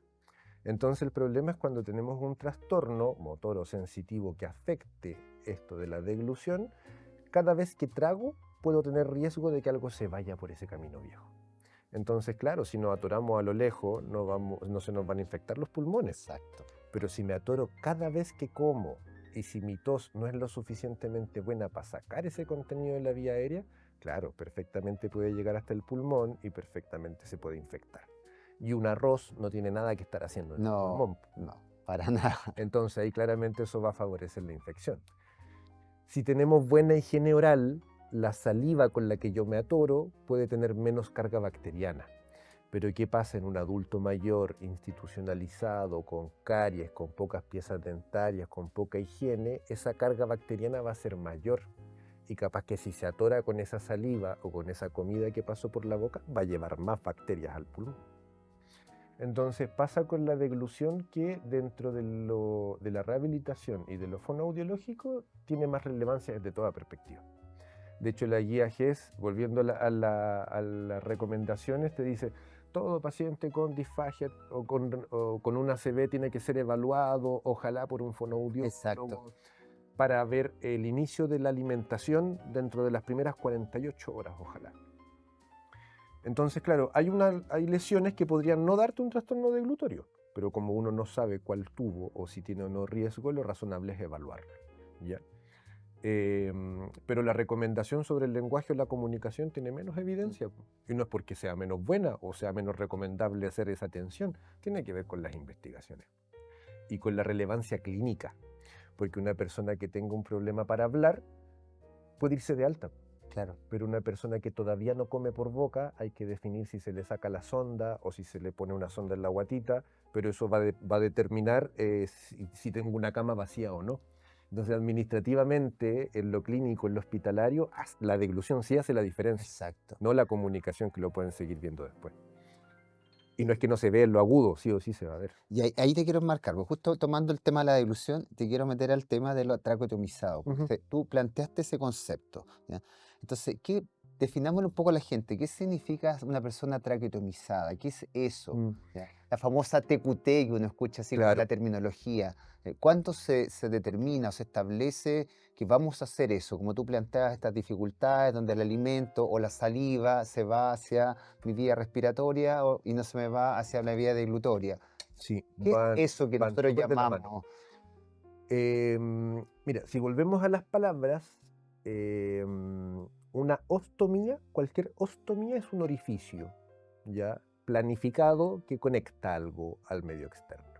Entonces podemos tener una gastrostomía, que vería al gastro, a la guatita, y sería ostomía porque conecta hacia afuera. Entonces una gastrostomía sería a la guatita y está hecha para administrar alimento. Que también se ve en personas con accidentes cerebrovasculares. Claro, pero la ostomía es algo planificado. Ujú. Entonces también tengo la colonostomía cuando hay dificultad en el sistema digestivo, Exacto. que no va a ser lo mismo que una fístula. Una fístula es ya algo patológico, Exacto. un problema clínico y que necesita otro tratamiento. Pero la ostomía es planificada. Entonces la traqueostomía es de nuevo un orificio, una conexión, pero a la tráquea, en este caso. Y que sea a la tráquea puede tener distintas razones, no tan solo con lo deglutorio. Ujú. Lo deglutorio sí es una razón, porque imagínate que si mi problema es tan severo que va más allá de la comida, no es que yo no pueda comer por boca, sino que me cuesta incluso tragarme mi saliva. Cada vez que yo trago saliva, se me va parte de ella o toda la saliva por el camino viejo. Entonces yo trago saliva, no yo, todos tragamos saliva más de 500 veces en el día. Sí, Y generamos como 2 litros de saliva, algo así. más o menos. Entonces, claro, imagínate si esos 2 litros van a parar a los pulmones. Lógicamente tenemos ahí una causa de muerte directa. Se va a infectar, no va a poder respirar y si sobrevive, también va a requerir harta atención clínica y médica. Entonces, desde lo deglutorio, una disfagia muy severa podría requerir traqueostomía, como el caso de mi amigo que dijimos con esa lesión en el tronco encefálico. Pero la traqueostomía por sí sola es un procedimiento que no está asociado solo al accidente cerebrovascular. Entonces tenemos varias causas para traqueostomía. Y en las causas de traqueostomía está la disfagia severa, no poder proteger la vía aérea, ¿cierto?, al tragar. Pero está también una cirugía de esta zona, cirugía de cabeza y cuello. Entonces un otorrino, un oncólogo que tiene que operar la faringe. Claro, va a operar la faringe, tiene que entrar por la boca, por aquí. Uy, le pasó al esposo de una amiga mía. Tumor faríngeo. ¿Y qué le hicieron? La cirugía fue muy cruenta, le abren la mandíbula Para poder poder abrirla, acceder a la claro. faringe y a él lo traqueostomizaron. Entonces, claro, esa fue una traqueostomía muy transitoria. El otorrino ni siquiera lo vio el fono. Lo traqueostomizó, lo operó, le cerró, se mejoró y a los 2-3 días ya estaba sin tráqueo. Qué bueno. Igual le decía, uno se identifica esa bandera, decía, igual lo tendríamos que haber visto. Pero claro, afortunadamente yo conversaba con mi amiga y con él y nos vimos harto y pudimos hacer igual como un acompañamiento, ¿cierto? Desde lo familiar o lo cercano. Pero claro, está también esa posibilidad de la cirugía. La otra posibilidad tiene que ver con temas respiratorios. ¿Qué pasa si desde lo respiratorio yo tengo muchas secreciones, un cuadro de base severo que me haga tener muchas secreciones que requieran constantemente que me aspiren esas secreciones? Es decir, meter una sondita por la nariz para que pase por la faringe, para que pase por la laringe, para que llegue a la tráquea y aquí poder sacar la flema y la Muy invasivo y muy incómodo. súper incómodo. Entonces, cuando hay circunstancias que hacen que la persona todavía tenga futuro por delante, pero que tenga esa dificultad, la traqueostomía nos da un mejor acceso a esas secreciones. Por ejemplo, alguien con esclerosis lateral amiotrófica. Tengo muy poca fuerza respiratoria, quizás no logro ni siquiera mover mis extremidades, pero desde lo respiratorio necesito un acceso para poder sacar esas secreciones. Y eso mismo me conecta con la siguiente causa, que es la ventilación mecánica prolongada. Porque si yo tengo dificultades para mover la bomba respiratoria, los músculos respiratorios, como los de las costillas y el diafragma, necesito que me asistan esa ventilación. ¿Cómo se asiste la ventilación? Ventilación mecánica. Tenemos la opción no invasiva. No invasiva es una máscara, Sí. ¿cierto? Imagínate como una mascarilla, pero a presión hermética. Darth Vader. De hecho, Darth Vader probablemente tenía ventilación mecánica. Sí. Eso explicaba ese ruido o las máquinas a las que estaba conectado. Pero claro, de estar todo el día con esa máscara pegada a presión, porque como es presión positiva no tiene que escaparse el aire, es súper incómodo. Pues entonces, la ventilación mecánica prolongada, ya sea alguien que esté intubado y que pase ya semanas intubado, puede llevar también a la traqueostomía. O esta misma situación como en algo neurodegenerativo, donde mis músculos se van moviendo cada vez menos. Entonces, la traqueostomía es algo que toda la vida la gente ha evitado. Cuando yo empecé a trabajar años atrás, me encanta decir esto porque me empiezo a sentir viejo, como con orgullo, como desde la sabiduría, desde la experiencia. Antes la gente esperaba mucho más tiempo antes de hacer una traqueostomía. Sí. Entonces uno podía ver a un usuario ventilado que estaba intubado 3 semanas, 4 semanas, 5 semanas, porque ojalá el médico quería no llegar a la traqueostomía. Y la pandemia hizo un cambio ahí, un clic enorme. Porque respirar por acá implica más fuerza, por supuesto. La resistencia que te hacen los repliegues de la faringe y la laringe hacen que uno tenga que hacer más fuerza para respirar. Entonces, cuando alguien lo tienen intubado, está el ventilador haciendo la pega y además el tubo es lisito, te hace menos resistencia. Y te ubican más encima, tratan de poner el tubo más grande posible y eso puede dañar la laringe y nos metemos. Otro tema, claro. Pero que también puede dar disfagia desde otra causa.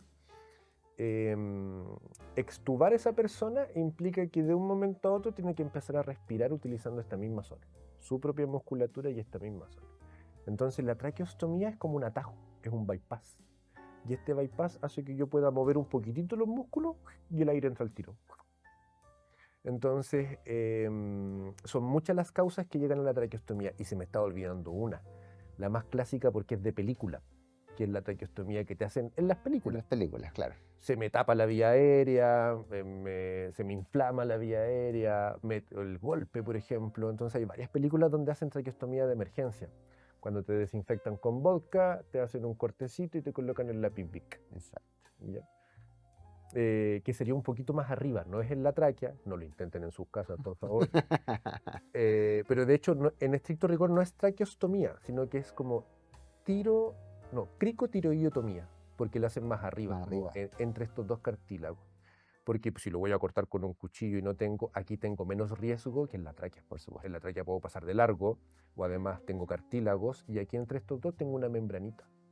Entonces, si es que es algo de emergencia, que también lo hace alguien con expertise, no es que yo vaya...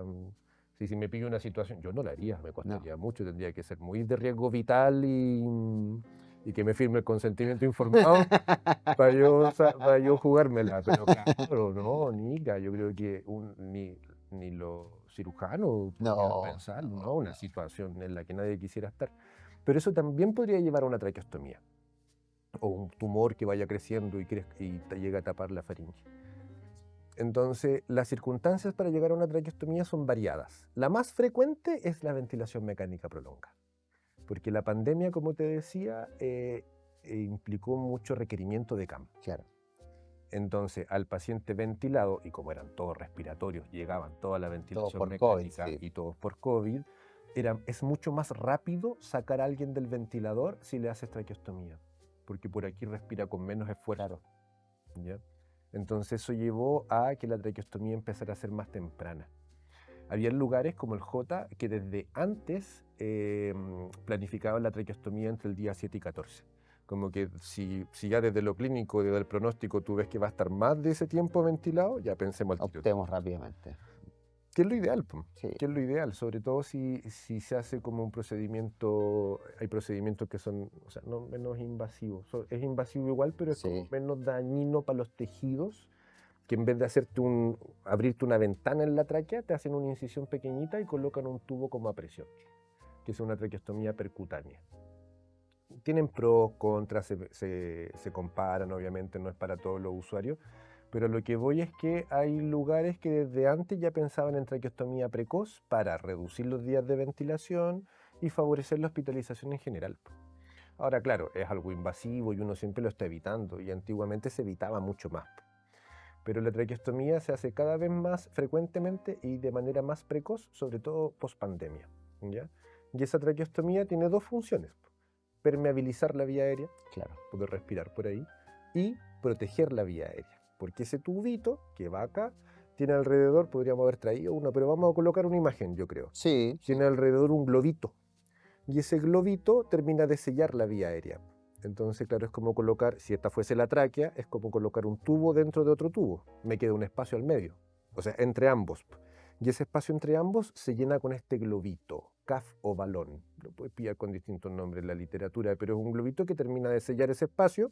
Entonces, la saliva o lo que sea que yo trague, que no logre tragar bien y que pasa al camino viejo, queda sobre Queda ese ahí. globito.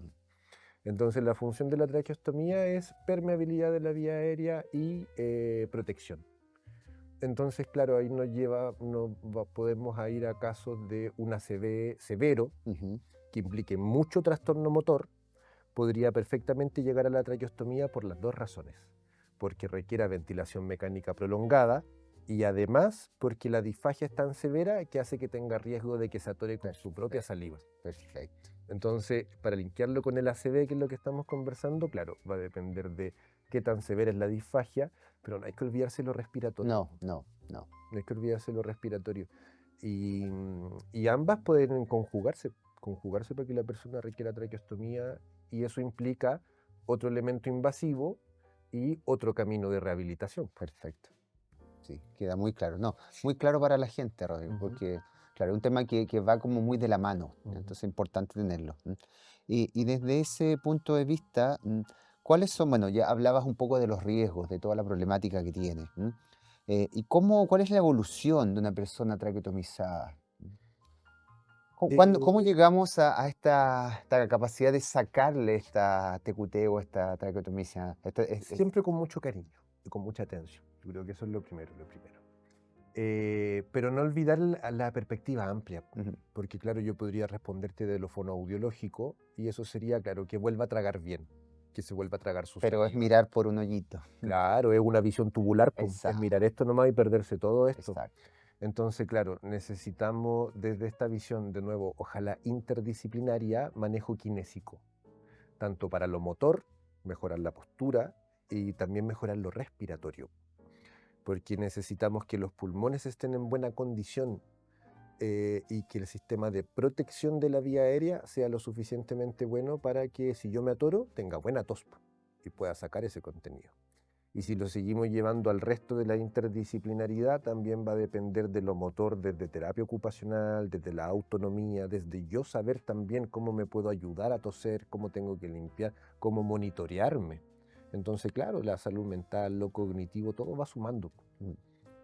Entonces, Y desde lo clínico, Rodri, ¿uno busca sacar esta traqueotomía o la idea depende, nuestra palabra de hoy día? me encanta. Ahora, los estudiantes van a empezar a responder depende. Claro, eso es peligroso, estamos sentando un precedente, pero... Pero no está mal siempre y cuando lo logremos justificar po, Ujú. y armemos la respuesta. Po. Porque no siempre es posible sacar esa traqueostomía. Lo que no implica que no existan objetivos de trabajo o que no existan instancias de rehabilitación. Perfecto. Uno tiende a quedarse pegado en la deglución, porque en el fondo sacar la tráqueo va a depender de que trague bien y de que proteja bien, pero no nos olvidemos de lo comunicativo, y de lo comunicativo en sentido amplio. Exacto. O sea, ojalá pensemos en lo comunicativo desde el que el paciente esté con el tubo en la boca, porque uno también se sesga y quiere trabajar la deglución. Entonces aparece hasta terapia preventiva para la deglución para el paciente intubado. Y la comunicación, viejo. Exacto. ¿Cachai? Llega la enfermera, te dice, cierre los ojos para decirme que sí. Llega el familiar, te dice, dime que sí con la manito. Y después llega uno y le dice, dígame que sí con la cabeza nomás, pues ¿para qué se complica? Y el caballero queda peor, todo confundido. Entonces, con traqueostomía también es lo mismo, la comunicación, desde lo amplio, ¿cierto? Gestos, papel y lápiz, y tampoco hay que complicarse, no es que tengáis que tener el software No. de Hopkins, ¿cachai? Si puedes, bacán. Si la persona también se lleva bien con la tecnología, espectacular. Pero si lo podemos resolver desde lo simple, bien también. Y si logramos que esta persona con traqueostomía pueda hablar utilizando su propia laringe, mejor todavía, Ahora, porque eso es más directo, me permite satisfacer necesidades comunicativas más complejas, pero además ya también estimula la misma laringe.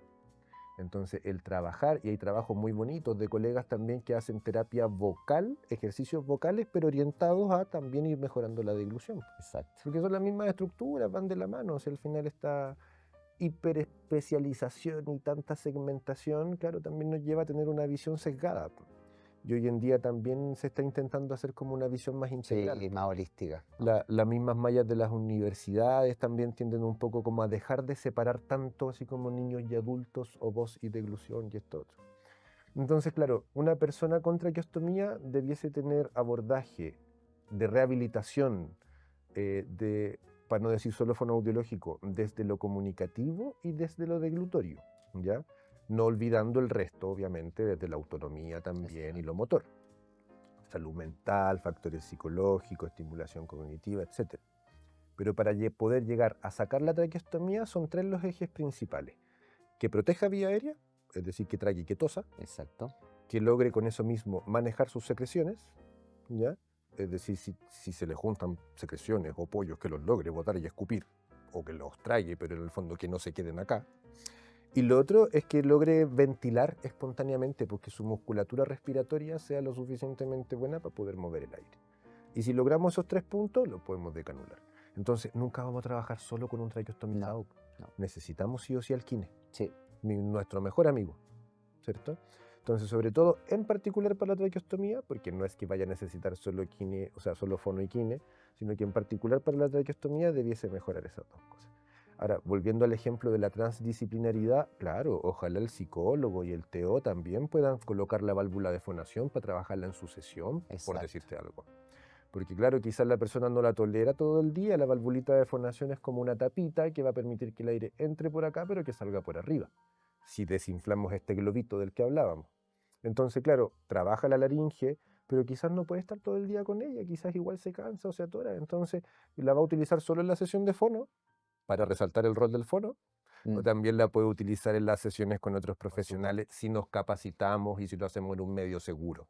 Porque la idea no es incurrir en riesgos innecesarios, lógicamente, Exacto. pero se puede. Entonces, ese camino, en el mejor de los casos, nos puede llevar a poder retirar la cánula de traqueostomía. Pero muchas veces no, porque puede ser que el déficit sea muy severo, del mismo ACV, ¿cierto? De hecho, este mismo personaje de la película de La escafandra y la mariposa tiene traqueostomía.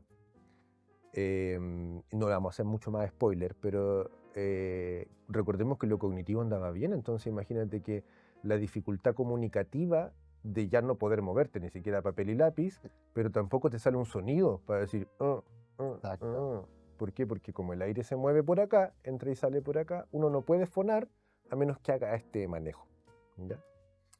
Ahí me ha sorprendido, entre paréntesis, el manejo de las laringes electrónicas, Sí, sí. que se ocupa para los laringectomizados, cuando te sacan toda la laringe, pero en el fondo, si no tienes esta posibilidad, podrías hablar con una laringe electrónica y que igual algo te ayude. Aunque pueda tener un trastorno motor, entre que me lea solo los labios y yo que muevo la mitad de los labios, por ejemplo, claro, con un sonido se favorece Por mucho más. supuesto, y mejora la calidad de vida, Claro, aunque evidentemente. sea incluso en lo agudo o solo mientras estás hospitalizado. Em, Pero por otra parte, si es que no se puede llegar a sacar esta traqueostomía porque no mejora el déficit o porque el cuadro de base es progresivo, o llevándolo al ACV porque te dio otro ACV y otro ACV y empeoró tu situación, también está la visión del traqueostomizado crónico, ¿ya? Y el traqueostomizado crónico, a mí me sorprendió cuando me enteré de que Chile tiene de los mejores programas de Latinoamérica para los pacientes ventilados domiciliarios. Entonces, claro, uno no ve a la gente por la calle con traqueostomía, No.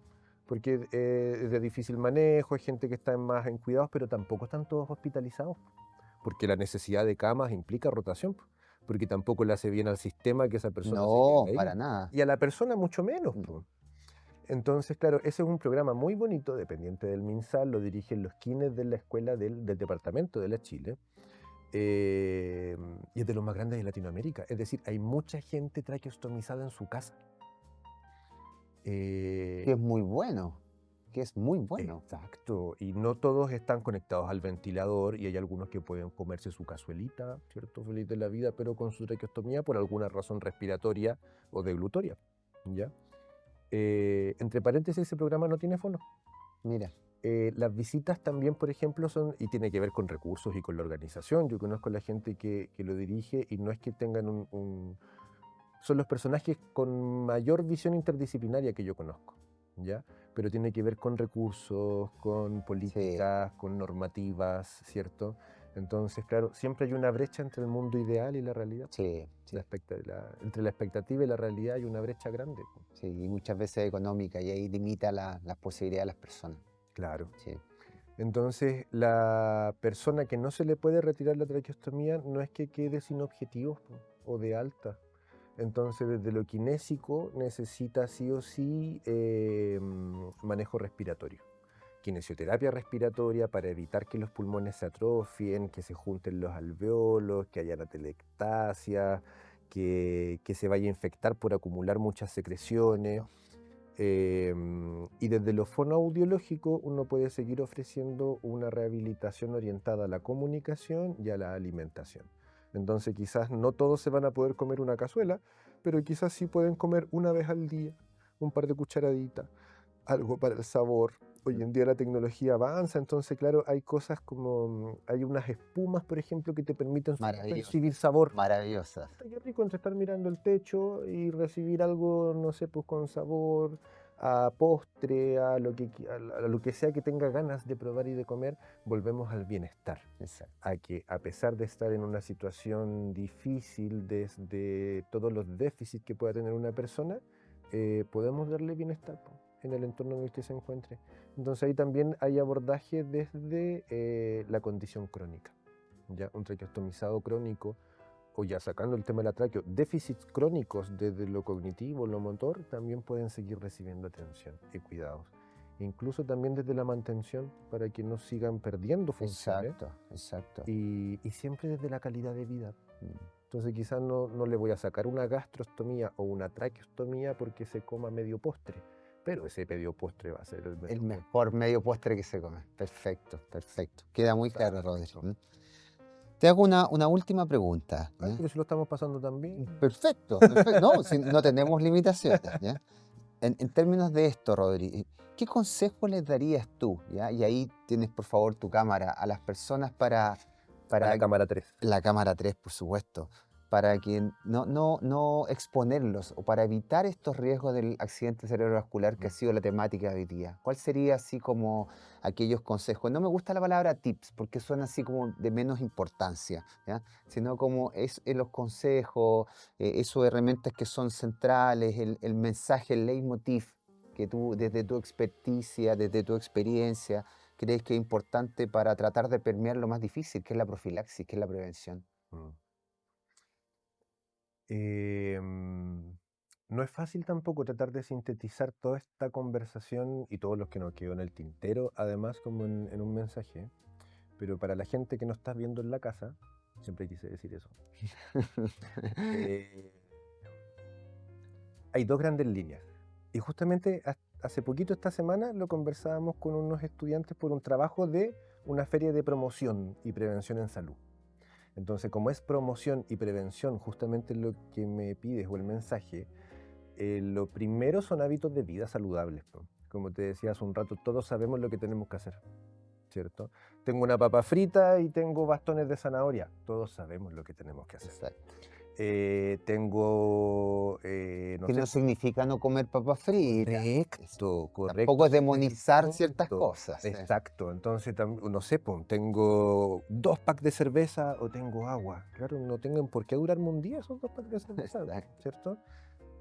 Ni tampoco tengo que tomarme 8 litros de agua al día, po. Entonces, lo primero son hábitos de vida saludables. Y los hábitos de vida saludables van de la mano de reducir el riesgo de enfermedades cardiovasculares y de mantenerse más saludable. Y eso reduce la diabetes, la hipertensión, el estrés, ¿cierto? Voy a descansar mejor y se produce un círculo virtuoso. Tal como quedarse pegado en los otros extremos nos lleva a un círculo vicioso. Sí. En el fondo, tratar de favorecer la contraparte nos lleva a un círculo virtuoso. Es como el mismo deporte. En la medida que hacemos más deporte, claro, me empieza a molestar el cigarro, no puedo trasnochar, ¿cierto? Pero también implica agarrarle el gustito al deporte y tener esa generación de dopamina y de endorfinas más endógena, más natural. Exacto. Entonces, volviendo al mensaje, esto es hábitos de vida saludable, ¿ya? En el fondo, tratar de estar lo más saludable posible dentro de las situaciones o las perspectivas de cada uno.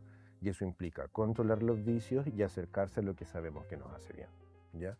Que todos lo sabemos. Sí, es al muy final claro, del día, muy claro. que todos lo sabemos. Entonces, eso es lo primero.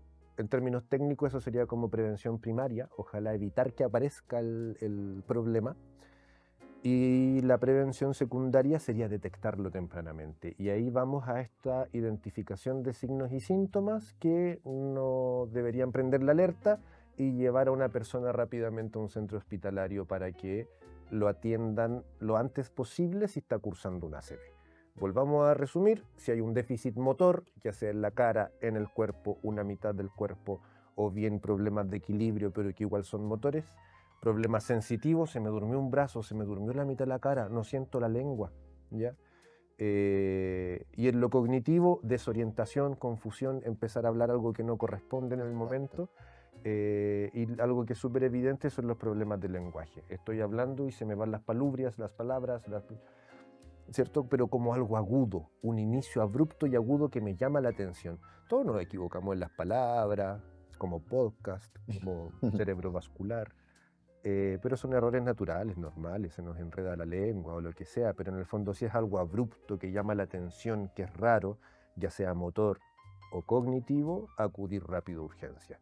Y aunque nos estemos equivocando y no sea una ACV, no pasa nada, pero a esa persona igual le vamos a dar una atención clínica a tiempo. Y el que sea a tiempo va a ser favorable para cualquier pronóstico, de cualquier tipo. Exacto. Entonces sí, yo creo que resumiendo el mensaje, hábitos de vida saludable y atención temprana Perfecto, perfecto. serían los dos principales. Bueno, te agradezco, Rodrigo. Fue una charla muy grata. Espero que le haya servido. Muy importante ese proceso. Les recuerdo, van a aparecer ahora las redes sociales para que nos puedan seguir. Rodrigo posteriormente nos va a dar también sus datos si alguien quiere hacerle una consulta. Ningún problema. Puede a lo mejor o charlas o ese tipo de cosas, pero te agradezco tu tiempo, tu espacio, tu experiencia y muchas gracias por estar acá, pues, Rodrigo. ¿Ya? Al contrario, encantado. Para mí es mi primera vez en una instancia así, me pareció una excelente experiencia y conversar contigo siempre grato. Una excelente charla, así que yo también me voy muy contento. Muchas gracias, Rodrigo. Y los dejamos invitados para el próximo capítulo.